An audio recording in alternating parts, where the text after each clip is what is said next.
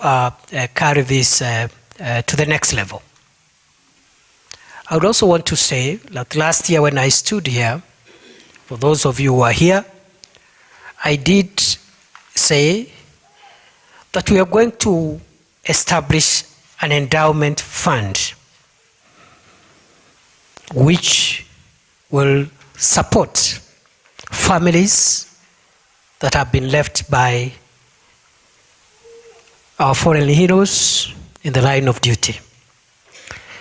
I did task the institutions concerned to set up the endowment fund. The Vice Chairperson of the National Police Service Commission, who is here, has assured me that the policy framework for the endowment fund has been completed and is waiting my approval. And I want to commit that we will operationalize the endowment fund this financial year. And that fund, I am yet of course to look at the recommendations on how it will be managed, but it will not be managed by us. It will be managed by families that are affected with, of course, our support to make sure that we offer scholarship opportunities, medical support, and other distress responses to families who have been left by our dear colleagues. And therefore, we are ready. In fact, we are waiting for that process. I think it took a little longer than I expected, but I am glad now that process is complete. And already we have looked for some money, seed money. And therefore, from this year, we'll operationalize that fund and support the families which are seated here. We'll find a way, because this is something we should have done a long time ago, because every year we have this kind of situation.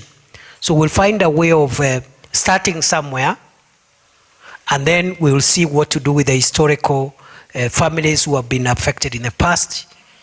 And therefore, one of the big legacies of this administration in the security sector will be, in the coming few months, the establishment of an endowment fund to support families of officers who die in the line of duty.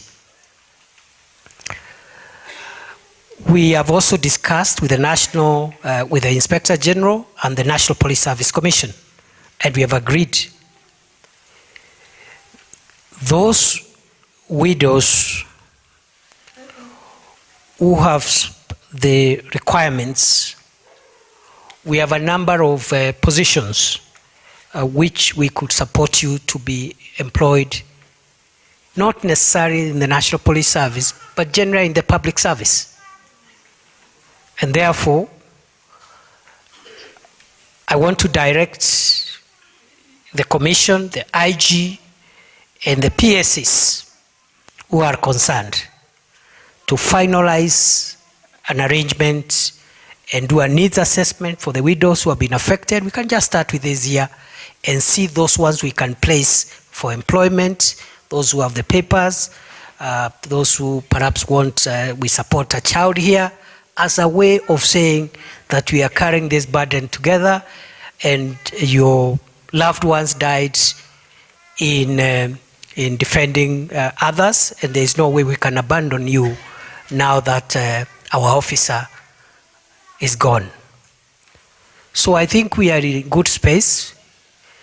It's not a very good occasion, but it's an occasion to rekindle our love for our country, our patriotism, our focus, and our dedication to get the country, to rid the country of dangerous criminals, terrorists, bandits, drug traffickers, and all the other people who want to hurt us.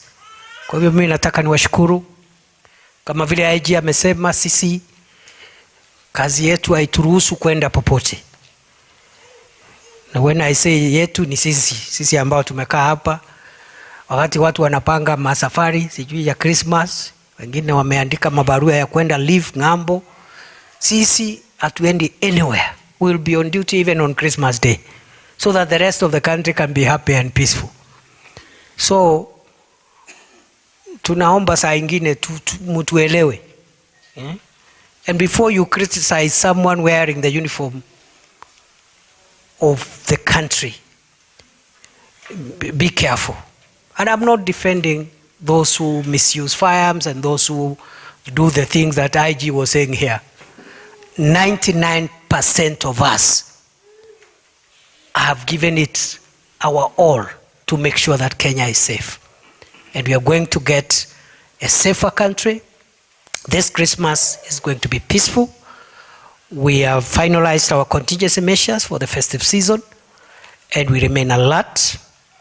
And I want to join the Inspector General of Police in warning all the enemies of Kenya, terrorists, bandits, drug traffickers, or dangerous criminals.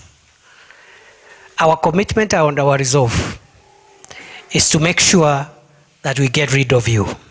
And before you destroy Kenya, we will destroy you, because that is our constitutional and legal mandate. From Lamu to Northeastern to North Rift to everywhere. I want to thank all of you, colleagues, from all the different agencies represented here, because contrary to what the IG said,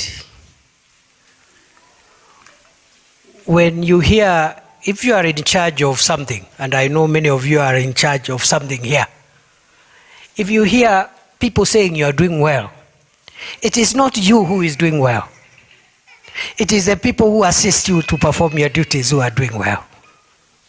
So, contrary to what the IG said, those who think we are doing well, I don't want to say whether they are right or wrong, but I want to say they should specify and explain that we are doing well because of the people that you see around here. It's because of many people. Some of them will never be known. Some of them have died as we are celebrating their heroism here. Some of them will never even be appreciated by anybody. So I just want to thank you for the teamwork. And I'm sure during the festive season we'll be meeting with many of you, because we'll be up and about. And Merry Christmas, Happy New Year. Na IG ile maneno alisema, mimi na yeye tutapanga maneno ya Christmas saa hii, this afternoon. Lakini tulikuwa tumesahau band, hata band itapata Christmas.